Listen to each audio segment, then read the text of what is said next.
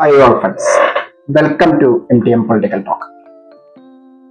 അപ്പോൾ നമ്മുടെ കേരളത്തിൽ BDS സർക്കാർ അധികാരത്തിൽ വന്നു.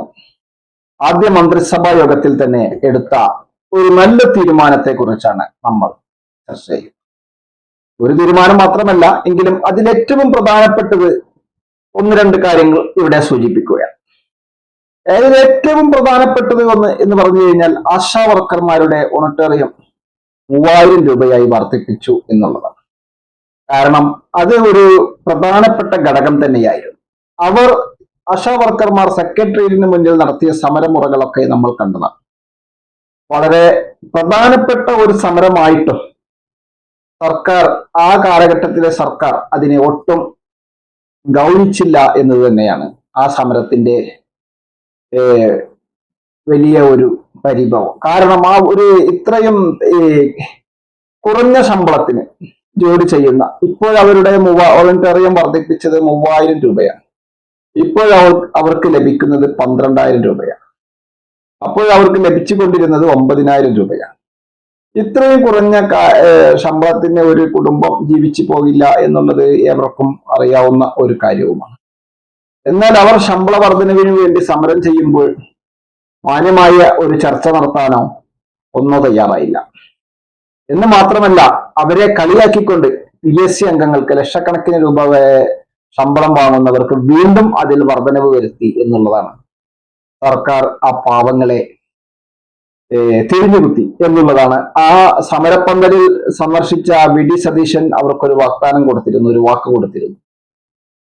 UDF സർക്കാർ അധികാരത്തിൽ വന്നാൽ ആദ്യ മന്ത്രിസഭാ യോഗത്തിൽ തന്നെ ആശാ വർക്കർമാരുടെ കാര്യത്തിൽ തീരുമാനമെടുക്കുന്നു. തീർച്ചയായും ആ വാക്ക് പാലിക്കുവാൻ അദ്ദേഹത്തിന് സാധിച്ചു. UDF 102 സീറ്റോടുകൂടി അധികാരത്തിലെത്തി. ആശാ വർക്കർമാരുടെ ഓണറേറിയത്തിൽ 3000 രൂപയുടെ വർധനവ് വരുത്തി. ഇപ്പോഴവർക്ക് അടുത്ത മാസം മുതൽ 12000 രൂപ ലഭിച്ചു തുടങ്ങും എന്നാണ് അറിയുന്നത്. തീർച്ചയായും ഒരു നല്ല തീരുമാനമാണ്. തീർച്ചയായും അത് ഏറ്റവും നല്ല ഒരു തീരുമാനം എന്നത് തന്നെ പറയാം. കാരണം അവരുടെ സമരങ്ങൾ നമ്മൾ കണ്ടതാണ്. സെക്രട്ടേറിയറ്റിന് മുന്നിൽ നിരാശയുടെ മഴയത്തും വെയിലത്തും നമ്മുടെ സെക്രട്ടേറിയറ്റിന് മുന്നിൽ കിടന്ന ആ ആശാ വർക്കർമാരെ ഒട്ടും സർക്കാർ പരിഗണിച്ചില്ല എന്നത് തന്നെയാണ്. അതുകൊണ്ട് ആ ആശാ വർക്കർമാരെ ചേർത്ത് പിടിക്കാൻ UDF സർക്കാരിന് UDF സർക്കാർ ഏറ്റവും ആദ്യം എടുത്ത ഈ തീരുമാനം തീർച്ചയായും അത് ഒരു നല്ല തീരുമാനം തന്നെയാണ്. അപ്പൊ ഈ ആദ്യ മന്ത്രിസഭാ യോഗത്തിൽ തന്നെ ഇത്തരം ഒരു തീരുമാനം എടുക്കുവാൻ ഈ സർക്കാരിന് കഴിഞ്ഞു. തീർച്ചയായും 5 വർഷം തുടർച്ചയായ ഇത്തരം നല്ല തീരുമാനങ്ങളുമായി മുന്നോട്ട് പോകാനും ഈ സർക്കാരിന് സാധിക്കട്ടെ എന്ന് കൂടി ആശംസിക്കുകയാണ്. പിന്നെ അടുത്തത് ഇന്ദിരാ ഗ്യാരണ്ടിയിൽ പറഞ്ഞ KSRTCയിലെ സ്ത്രീകളുടെ സൗജന്യ യാത്രയെ കുറിച്ചും അതിനെപ്പറ്റി വിശദമായി പഠിക്കേണ്ടതും ആ കാര്യങ്ങളൊക്കെ ചർച്ച ചെയ്യേണ്ടതൊക്കെയുണ്ട്.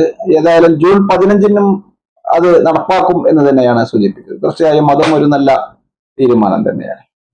മറ്റൊന്ന്, അതേപോലെ തന്നെ അംഗനവാടി പാചക തൊഴിലാളികൾക്കും സ്കൂൾ പാചക തൊഴിലാളികൾക്കും ഒക്കെ വർദ്ധിപ്പിച്ചു എന്നൊക്കെയാണ് കേൾക്കുന്നത്. തീർച്ചയായും അതൊക്കെ നല്ല കാര്യങ്ങൾ തന്നെയാണ്. പിന്നെ ഏറ്റവും നല്ല ഒരു തീരുമാനം എന്ന് പറഞ്ഞാൽ വയോജനങ്ങൾക്ക് പ്രത്യേകമായി ഒരു വകുപ്പ് തന്നെ രൂപീകരിക്കുന്നു എന്നുള്ളതാണ്.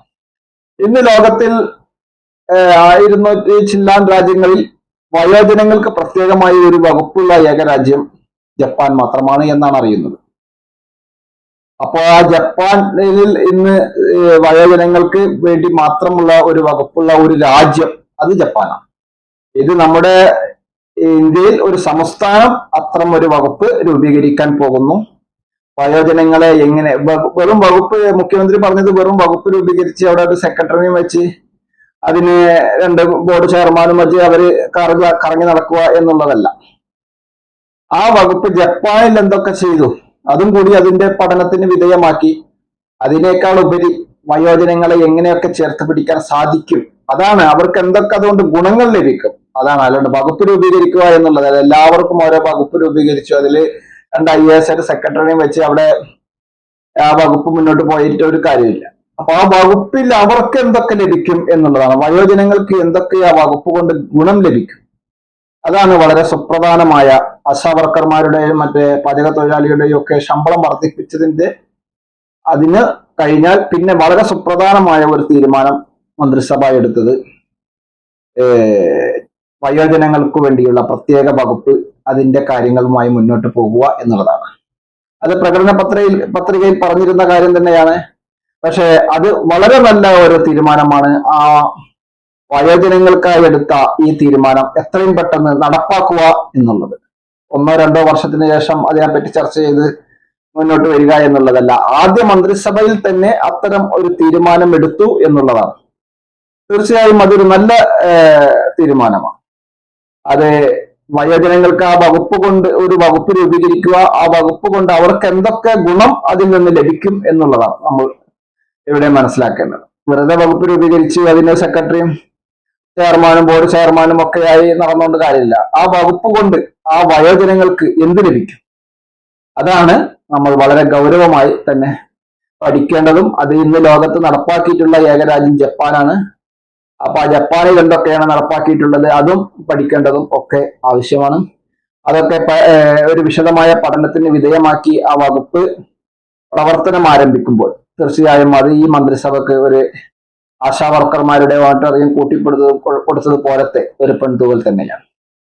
ഏതായാലും ഈ 2 സുപ്രധാന തീരുമാനങ്ങളും വളരെ നല്ല തീരുമാനങ്ങളാണ്. ഏതായാലും ഈ മന്ത്രിസഭ എടുത്ത ആദ്യത്തെ ഈ 2 തീരുമാനങ്ങളും വളരെ നല്ല തീരുമാനങ്ങൾ തന്നെയാണ്. ഈ മന്ത്രിസഭക്ക് 5 വർഷവും ഇത്തരം ജനക്ഷേമപരമായ ജനങ്ങൾക്ക് ഉപകാരപ്രദമായ വികസന പ്രവർത്തനങ്ങളൊക്കെ ആവശ്യമാണ്. അതിൽ യാതൊരു തർക്കവുമില്ല.